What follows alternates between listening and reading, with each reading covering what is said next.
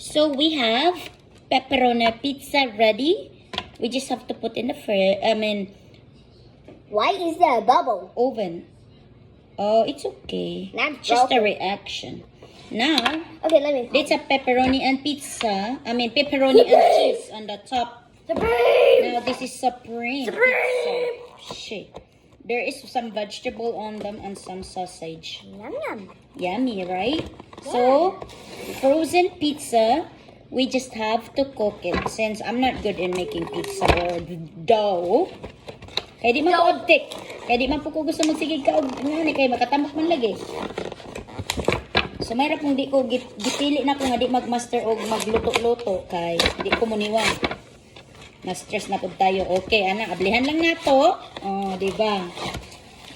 Daghan kay siya sulod ang box i-ready niya. Wa naman ko ilaing nga pizza nga pan.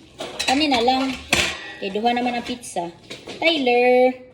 So, siyempre, alam mag-i-bake na ni mog i-bake na ni mog What you do? i-bake na ni mog apil ng kuan.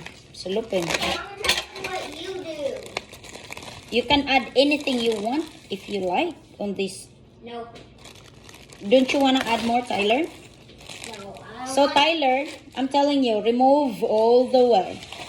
All the way. Remove the plastic bag.